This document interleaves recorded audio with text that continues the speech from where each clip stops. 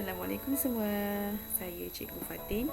Jadi untuk pelajaran pada hari ini tentang reka bentuk teknologi tingkatan 1, kita akan menyentuh bab 1 iaitu pengenalan kepada reka bentuk dan teknologi. Dan topik yang akan kita sentuh pada hari ini ialah mengenai dunia reka bentuk. Dan pada akhir pembelajaran, kita mesti tahu untuk mendefinisikan apakah maksud reka bentuk dan teknologi, dan juga kita perlu tahu menenaraikan apakah elemen reka bentuk berdasarkan produk yang kita pilih. Kalau kita tengok di sekeliling kita sekarang ini, dunia kita dipenuhi dengan teknologi.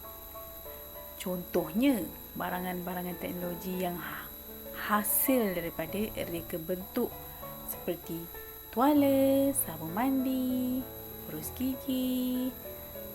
Kalau kita tengok pada gambar ini, kita ada komputer, kereta, ubat-ubatan dan juga makanan.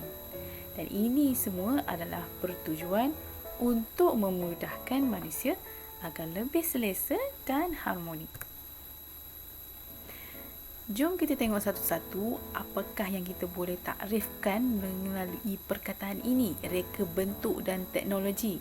Jadi kita nak tengok satu persatu apakah maksud reka bentuk dahulu. Reka bentuk ialah pengetahuan tentang penyusunan bahan secara terancang untuk menghasilkan sesuatu produk yang dapat memberi impak kepada kehidupan. Kita boleh tengok apakah objek ini?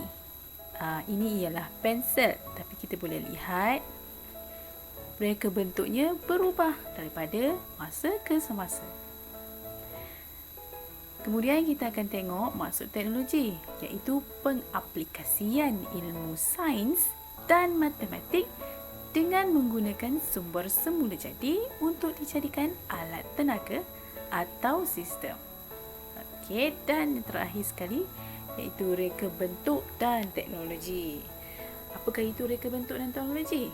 Ia ialah penyusunan bahan secara terancang dengan mengaplikasikan pengetahuan sains dan matematik untuk memudahkan manusia.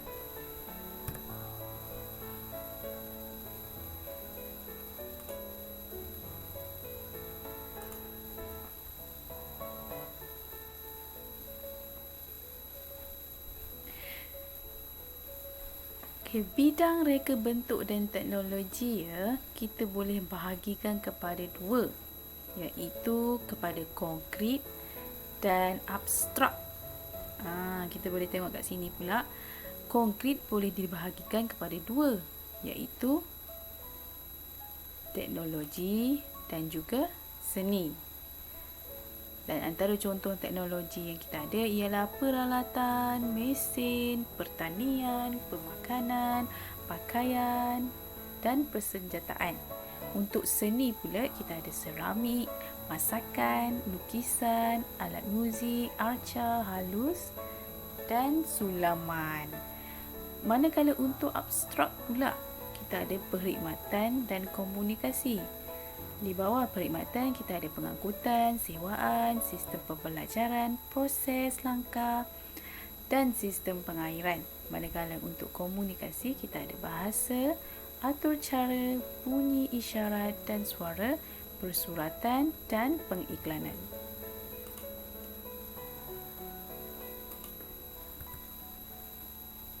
Sekarang kita pergi pula kepada elemen reka bentuk berdasarkan produk yang dipilih.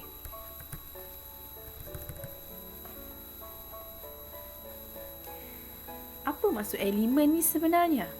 Elemen kita kena tahu dia ialah perkara yang dapat membantu menzahirkan idea seseorang dalam bentuk lukisan atau lakaran. Ia adalah sesuatu yang boleh dilihat oleh manusia.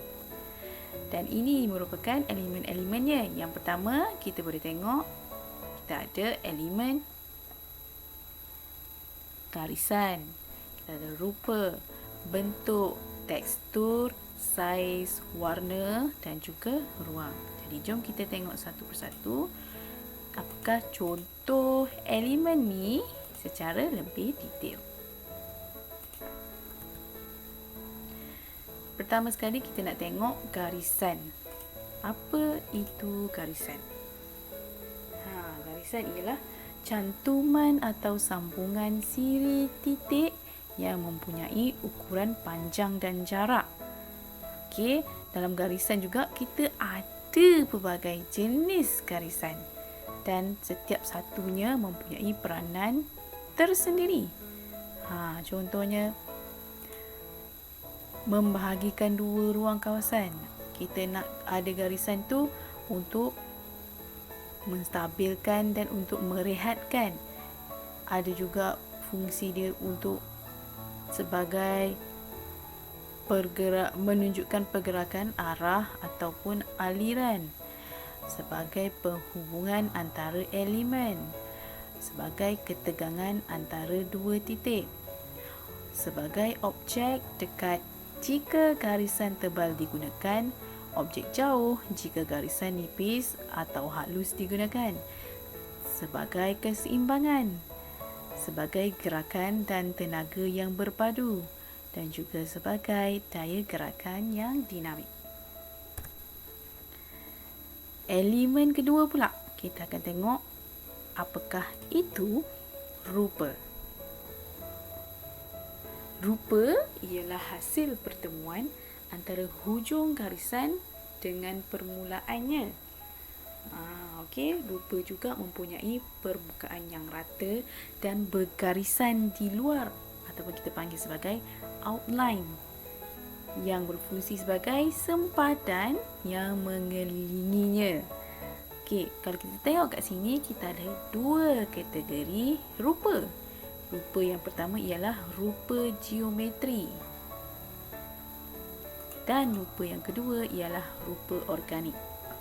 Kita boleh nampak dengan jelas apakah perbezaan antara dua rupa ni. Bila kita tengok rupa geometri, setiap satu daripada rupa ni ada nama masing-masing. Dan manakala rupa organik, dia lebih kepada free draw.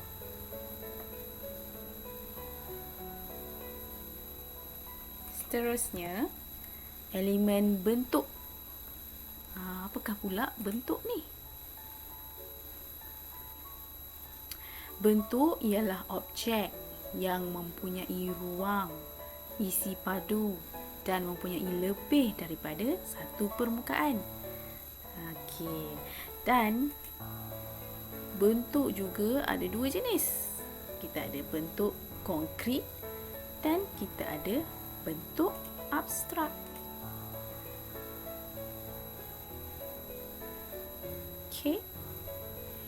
Jadi apa bentuk konkret? Apakah itu bentuk abstrak? Bentuk konkret secara bahasanya pun sendiri kita dah tahu ialah bentuk objek sebenar yang bersifat 3D, yang boleh dipegang, yang boleh kita sentuh, yang boleh kita rasa. Contohnya kerusi. Kita boleh ada kerusi di depan kita ni, contohnya meja ataupun kerusi, kita boleh pegang dia. Dia sangat kukuh, kita boleh rasa dia, bentuk dia macam mana rupa dia, tekstur dia. Manakala abstrak pula ialah bentuk objek berbentuk 2D ataupun 3D yang dapat dilihat melalui lukisan sahaja ataupun catatan ataupun fotografi ataupun cetakan pada permukaan. Jadi beza kedua-dua ni adalah sama ada dia ada boleh disentuh ataupun tak dapat disentuh. Sama ada dia adalah lukisan ataupun ialah bentuk yang nyata, yang konkret. Seterusnya, kita tengok tekstur pula. Apakah maksud tekstur?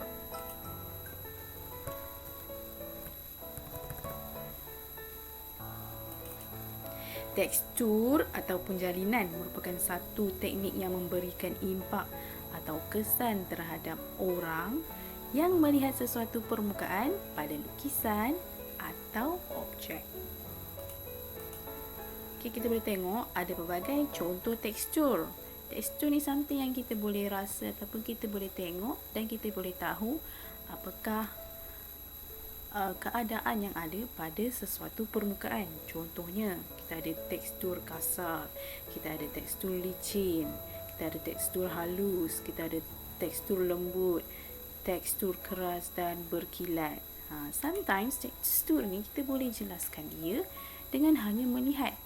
Tapi jangan tertipu dengan apa yang kita tengok sahaja, sebab kita perlulah rasa dahulu barulah kita boleh mentafsirkan tekstur sesuatu barang itu.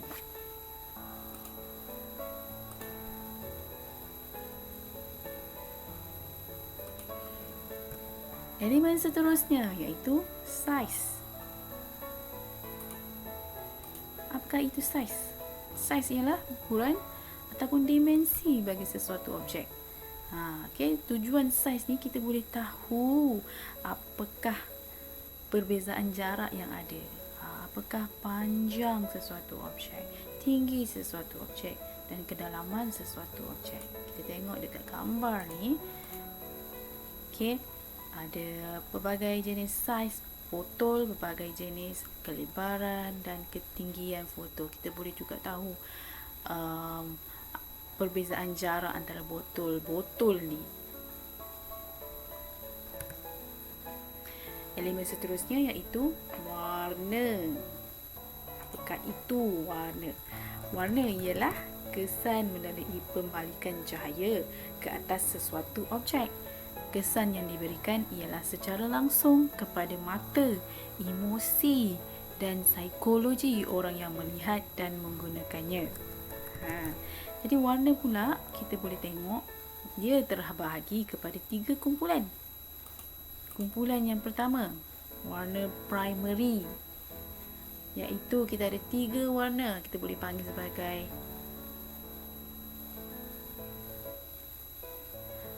red, yellow and blue.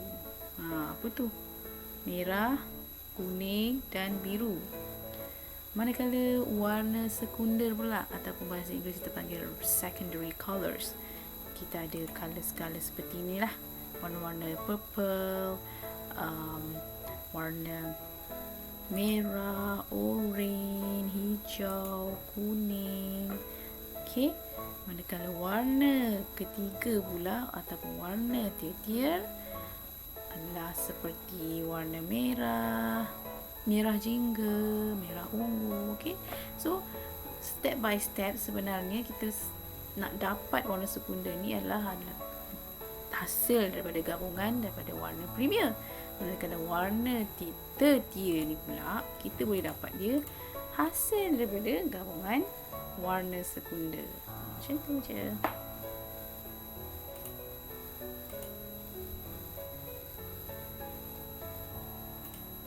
Masih lagi dalam tropik warna. Warna ni kita boleh bahagikan dia kepada 2 situasi tau. Kita boleh nampak dia sebagai warna panas dan kita boleh bahagikan dia, kita nampak dia sebagai warna sejuk. Okay, so warna panas ni lah contoh dia. Kita dah bahagikan siap-siap. Okay, terbalik ni sebenarnya warna panas. Nampak dia seperti yang warna-warna yang terang lah, warna-warna yang sangat jelas. Dia menimbulkan suasana yang ceria, riang dan bersemangat. Sebab tu kita panggil dia sebagai warna panas. Warna sejuk pula terbentuk daripada kesan cahaya yang rendah. Okey, jadi dia akan memberikan kesan yang lebih tenang, redup dan damai. Ini adalah contoh-contoh warna dingin dan warna panas. Seterusnya kita tengok apakah pula maksud ruang. So, ruang ialah kawasan kosong yang dikelilingi oleh elemen garisan bagi menampakkan objek dengan lebih jelas. Okey, jadi ruang pula kita boleh terbahagi pada 2 jenis, iaitu ruang nyata, iaitu ruang positif, ruang fizikal, dan ruang ilusi. Jom kita tengok. Ruang yang nyata ni pula, apa maksud dia? Ataupun ruang fizikal, dia adalah ruang sebenar. okey, secara fizikal yang kita berada di alam yang nyata, kita boleh tengok di sekeliling kita terdapat objek-objek dan kita boleh mengenal pasti apakah ruang yang ada antara satu objek dengan objek yang lain. Manakala ruang ilusi ataupun tampak ialah objek ruang gambar yang terhasil apabila dua objek tersebut dihasilkan dalam bentuk lukisan. Okey, jadi sebab tu kita hanya panggil dia sebagai ilusi sebab dia bukan di alam yang nyata.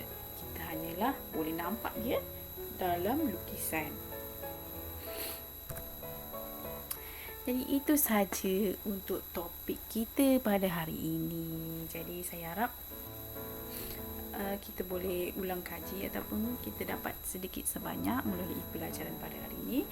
Jika ada sebarang soalan, jika ada sebarang soalan yang nak ditanya, kita boleh, anda penonton, pelajar, sesiapa saja bolehlah ajurkan soalan di ruangan komen ataupun